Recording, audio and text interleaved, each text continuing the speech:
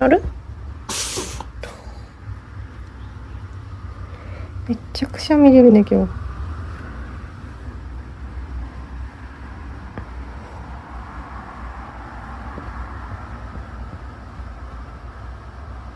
大丈夫？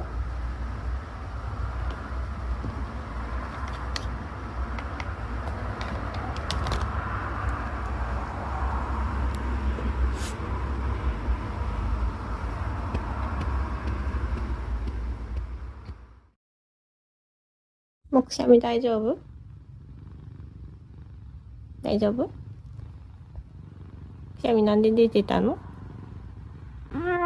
そうなの。もう大丈夫？まだ大丈夫じゃない？わかんないね。また出るかもしれないもんね。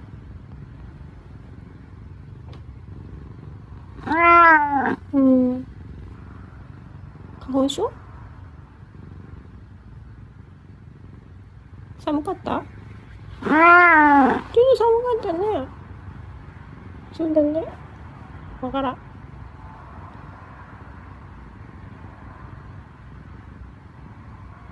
わからん。そんな時もある？そうだよね。くしゃみ出る時だってあるもんね。そうだね。ごめんごめん。元気だもんね。